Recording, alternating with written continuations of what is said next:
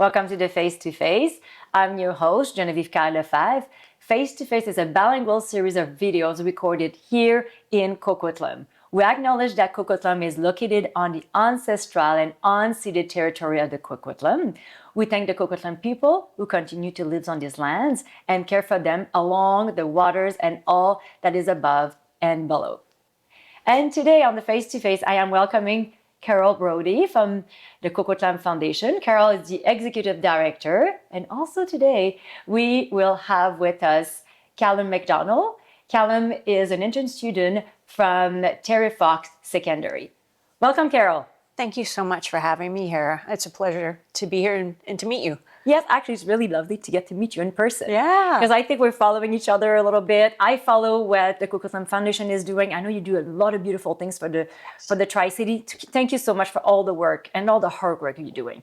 Yes, thank you. Well, I mean, it was started way before I showed up. I don't know if you knew this, but the Coquitlam Foundation has been around since 1992 when a group of people collected a lot of funding from the builders of the day and wanted to do something really meaningful with it. And so they figured out how to start a foundation. And with that, they have the funds that they had collected that are invested, and all the revenues that generated from that is what eventually becomes grants and scholarships that we give out. Oh, I didn't know about this. That's great. Yeah. So that's where the money comes from. That's where it originated from. And then since then, we've had, I started on the foundation around 2014, and it was about 2.3 million for assets. And today in 2025, it's just over 9 million in assets. So when you have all that money and you're pooling it and it's invested with Dennis Chan and Joshua Brown at Royal Bank Dominion Securities, they have responsibility to invest it ethically and appropriately, because a foundation can't be risky in investing funds, but it's pulled together and they have enough of diversity in the funds to have a good return. And so I might be jumping ahead with information, but it's so exciting because last year we granted over $300,000 in grants and scholarships. So every year the assets get bigger, and every year the granting and the scholarships get more. More and more and more. Yeah. I think we touched on a little bit, but what's the mission of the Coquitlam Foundation? The mission of the Coquitlam Foundation is to make the community better for all. As we know, there's always situations where people will need help. And whether you're young or old or in a group or individual, especially in 2020 when the pandemic happened, it really came to light that a foundation is very, very strategic in where it's able to grant to organizations and be able to support initiatives that we might not have even thought of, especially in those days when we would be, prior to that, we would be doing arts and scholarships and wellness and sports and all kinds of the fun things in life. And then turn the page, and now we're investing in food scarcity and isolation and communication so that people can connect even though we're all isolated in our own homes. So it really opened my own eyes. I mean, I'm speaking from my own observations, that it was a really interesting pivot of how a foundation can actually turn around and focus on the needs of the current time. And that's part of the reason why foundations do what they do, is because they have a board and staff that want to know what's going on in the community, what needs to be addressed, how they can help best. And obviously money and funding things is the easiest way to help and assist. So it's really a really neat, unique, flexible way to give back to the community and make it a better place to be. Mm-hmm. So who can apply for those grants? And where do we apply? Yeah. Well, right now we've got online applications open. They opened December 1st and it's open until March 31st. And anyone can go to the Coquitlam Foundation website, and we have sliders on the screen that will say apply for grants here. And all you have to do is click on it. It takes you right to the application, and students can see the ones that say apply for scholarships, and you click on that and they go straight to the application. The application's been great. We've moved to online application process, because all the information that's put in there is put into the background where we can download it and take it off and keep it in our own server. And then our grants committee can assess the scholarships and the applications and see what fits where with what type of theme. Because grants, anyone that's in a nonprofit community, or sorry, nonprofit society or nonprofit organization, they have to be a registered charity to apply with us right now. We haven't gone to that next step of being able to fund non-qualified donees yet, but that's on the horizon down the road. When we have so many registered charities to apply right now that the funds that we have can't even cover all of them, but we do the best we can. And then with students, they can apply for, we have many different scholarships they can apply for, and all of the applications or all of the eligibility requirements are listed on the website, so they can see if they play soccer, they can apply for that. If they play lacrosse, they can apply for that. If they want to go into business, they can apply for that. And they can apply for more than one grant. Unfortunately, they'll only receive one scholarship, but at least they have the option to pick a few scholarships to choose from that they might fit best. And then it gives the grants committee more flexibility of where each student can fall of getting a scholarship. And last year there wasn't one student that we didn't fund for a scholarship. So it was very exciting.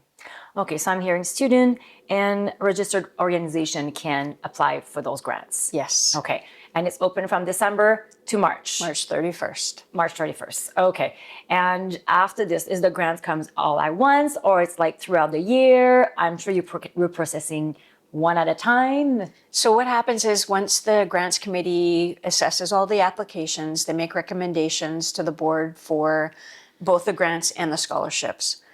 The grants, once they're approved, everyone will be notified that they have been accepted to receive funding. And then we have an award ceremony on June 5th, or June 4th this year. It was June 5th last year. June 4th, it's a Wednesday evening at the Evergreen Cultural Center, and everyone that receives a grant or scholarship is invited to attend. Grants are awarded the evening of. We actually have the check in hand and they receive their check for the grant. So all the grant checks are created right there for that evening. The scholarships, on the other hand, the students sometimes don't know exactly where they're going to go for their programming. So until they verify where they're going, it could be UBC, it could be McGill, it could be any of the institutions, depending on what their education path is. Once they register, they send in their verification of enrollment to us, and then we, in turn, write a check and send it to their institution. So the scholarship doesn't go directly to the student. It goes to their institution. It's applied toward their account. So it's nice for students to know that, because sometimes they think they're going to get the money directly, but they don't. Okay, so it's allocated to the right. It has to go to the institution. Yeah, educational. It totally makes sense. Yeah. Can you give me a few stories of people that, or organization that received a grant and created an amazing and extraordinary change into the Tri-Cities? Oh, wow. We have so many stories. I would say that, well, Share, everyone knows Share. We have granted them almost every cycle for a project. So they'll have a project where they need funding to support whatever the initiative is. It could be language learning, it could be food, it could be education. Most people know Share, but I'm trying to think of a smaller, specific.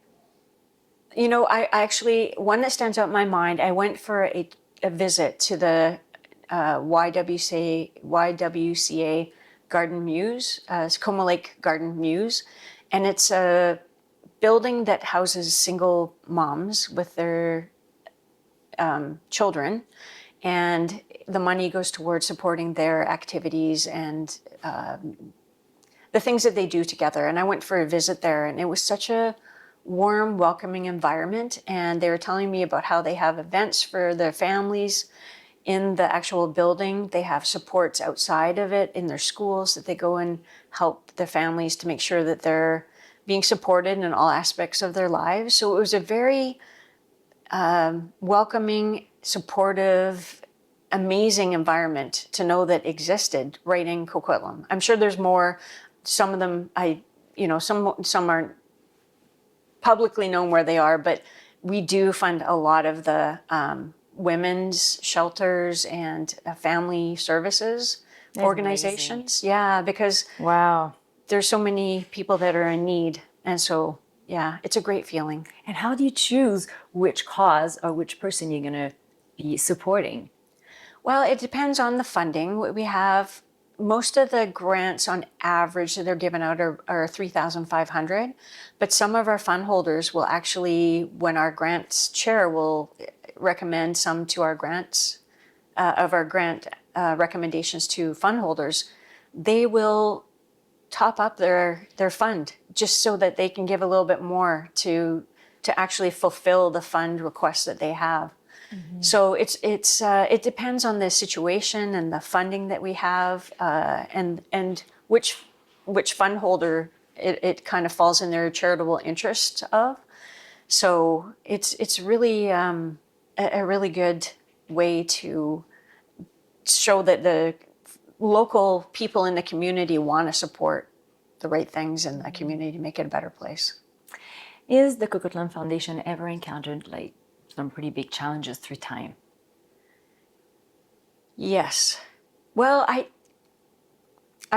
not financially. It depends on the market. So when all the money that we have is pooled, the markets can be up and down. And I would say 2022 was probably the worst of the years through the market, yes. Since. So that was a harder year to grant as much as we would like to have. But these past 2 years, they have been very good returns. So it's been phenomenally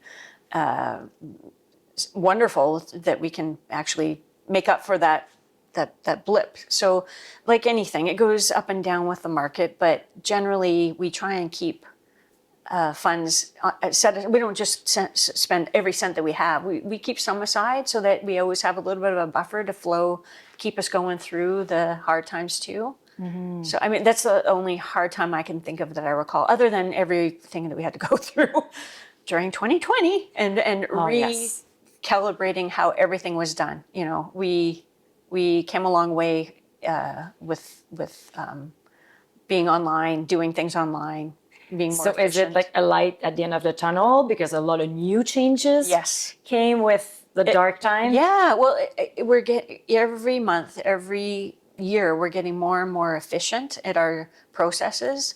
And that's great because then it frees up some of my time. So I can go out and do things like this. I can go to events. I can go meet people for coffee. I can go and do talks with groups. I'm going to be going to see one of the Rotary groups in Coquitlam and talk about the Coquitlam Foundation with them. I attended a Hang Tough group for people that have arthritis, and it's one of our grantees that we fund every year through one of our fund holders who really believes in the support of Arthritis Society and the groups that they support. And you get to meet all these amazing people, and not one story is the same as the next. It's just a beautiful thing, getting to know people and where they're coming from and where they're going and being a part of making their lives better. Mm-hmm, yeah. Mm-hmm. I'd like to welcome Callum to meet us now. Absolutely. To meet you and come and join us. Please join us here. And I think Callum has some few questions for you. So I'm going to give you the mic and go for it. Thank you for having me, Genevieve. And welcome. It's lovely to speak to you. You do so much for people, especially my age. Yes. And it's great to see you. Too. I'm wondering, how does what you do and how you affect people, how does that come back and affect you? Personally? Yeah, personally. Like, it's living your life. I'm overwhelmed with joy. I love our awards night is an amazing night where you get to see the little tiny snippet of these students coming across the stage, and they're being presented a scholarship, and they get their photo taken, and their parent is parents are in the audience, and they get to see this experience that they're having, and to be so proud to have got a scholarship that goes towards their future of education. And then when the grantees that come across the stage, the groups, the organizations that benefit from the funding the Coquitlam Foundation gives them, it's amazing. We had one for the Vancouver volunteer cancer drivers. And some of the groups that came across the stage, I have never heard of in my life. And I had no idea that these volunteers, I think there's 3,500 of them in the Lower Mainland, they volunteer to drive around patients that need to go for cancer treatments. That's amazing. It's beautiful to see that there is good, and that's what makes me, it fills my heart with joy. That's, man. There's no words, right? Yeah, that's it's just so amazing. It is. I mean, I try not to bawl my brains out on the stage. Oh, I would be. Because you just look at these people and you think of how they affect so many, and it's like it's this web of beauty that just is something like unlike you've ever seen, or that you are thinking about daily. It's just hard to imagine. You do something that I think so many people dream of doing and helping other people. Yeah, well, you know, that's a good point. We have a board of volunteers, and we're always looking for new people that would like to come and be on the Coquitlam Foundation board. With the board itself, you have to live in Coquitlam, but under that, we have a bunch of committees. We have an events committee, we have the grants committee that review the application forms, we have policy committee, we have governance committee, we have all the technical board committees, but we always are welcoming volunteers from all over the Tri-Cities for the committees. And that just gives people an opportunity to come in and learn more about the foundation and more about what it is we do in a more detailed way. There's so much information, so much going on all at once that it's hard to sit and talk about it in the period that we have. I mean, if I sat here for a while, I could think of a few million things. It's just, there's so many, it's hard to pick which one to talk about. So you said you take volunteers from around. Yes, Tri-Cities. How would someone come by trying to volunteer? Like, who would they talk to, or where would they go? Well, most people will go on our website, and we have an email address, info@coquitlamfoundation.com. And they can easily just email and say, I'm interested in joining a committee. Are there any committees that I might fit on, or, you know, or if you have a specific one, if you want to be on the grants or the events committee, you could specifically ask, and then they'll forward it to the board chair, and then they can reach out and find out, you know, what that looks like. Right now, if you wanted to join a committee or the board, we ask for people to send in a resume and a cover letter just saying why you would like to join the board or be on a committee. In the near future, I would like to have a survey or a application form for that. So then it's much streamlined, because I know what it's like to do a resume if you haven't done one in a while, because some people don't have one just sitting there. So it can be a lot of work sometimes. It can be, yeah. Mm-hmm. So I want to make it easier, and I want to make it fun. Like, our board is so fun right now. We have like the best group of people that are so diverse, and they have such great ideas and good hearts. It's I want to keep that going, because you always have to succession plan and bring in good people like yourself. Right. Do you have more questions, Callum? No, I don't think so. Thank you for your time. But Callum, I'm going to keep you with us, and I have a couple extra questions, so please stay with us and be part of the conversation. Yes. So I was wondering, Carol, what is the impact long-term of the Coquitlam Foundation on the Tri-Cities? The impact? And as a long-term, you've been around for so long, so it's been around, and now what's the impact of that? The impact is that it's growing, and that's the goal, is to just keep growing it and have people that want to leave a legacy and start a fund in their family's name or what have you, to have that fund forever. We have probably half a dozen funds of people that have unfortunately passed away, but they left some funds for us, and so their name is going to live forever. Because what happens is, even though earlier I was saying all the money's pulled together, there's a capital, there's the base of the donations. It's supposed to be in perpetuity, meaning it's supposed to be there forever. So all the interest and revenue that's made on it from being invested, that's what's given out into the community.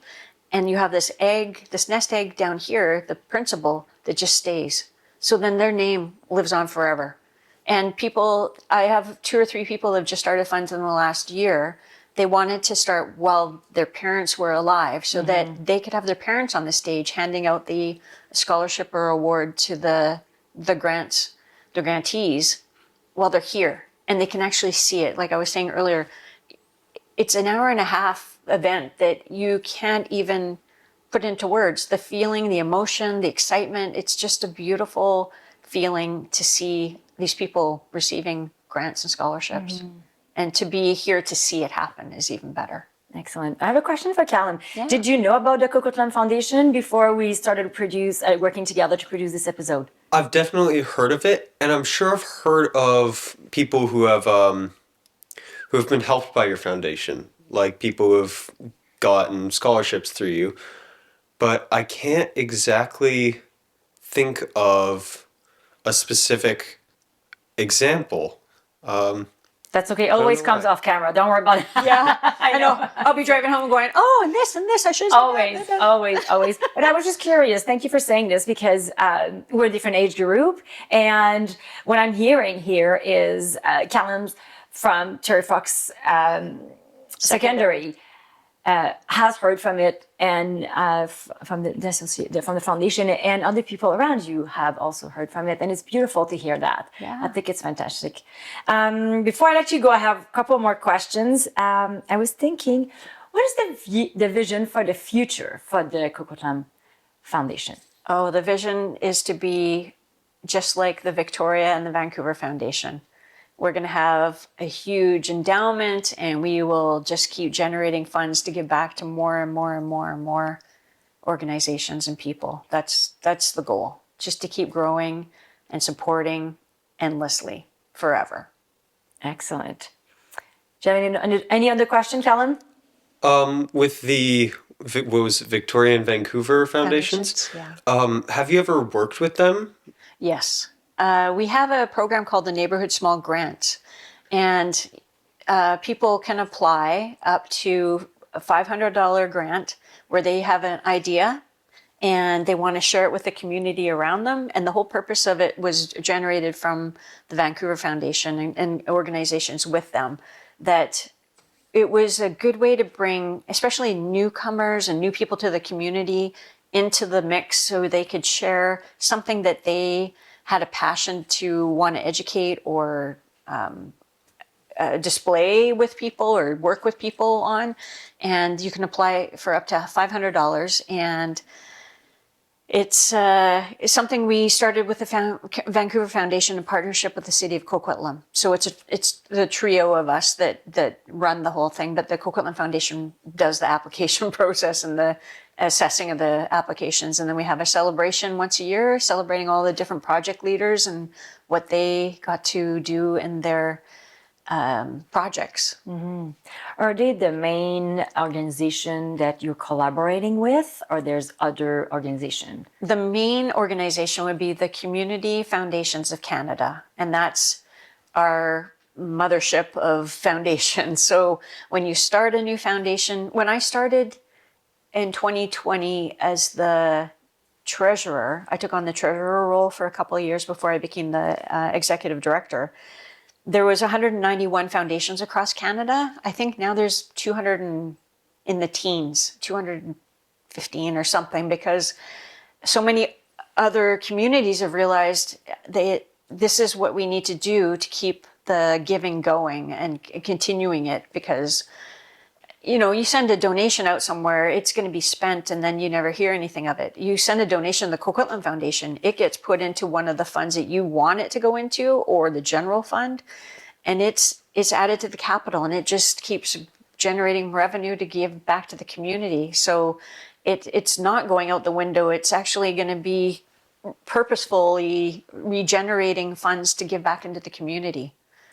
So it's a beautiful way of giving, and it's a different way Yeah. of giving. Did you know about how the Coquitlam Foundation works? I've heard a bit, but sitting here, I've definitely learned a lot more than I ever have about it. Yeah. It sounds really interesting to me. I'm gonna have to Yeah. look more into this after. Absolutely. I'm happy to talk with you anytime. Yeah, anyone can email me anytime with any questions, and I'll do my best to answer or at least find the answer. Excellent. Well, Carol and Callum, thank you so much for joining me Thank today. you. Thank you for having me. Excellent. From the Tri-Cities Community Television, thank you so much for watching us today.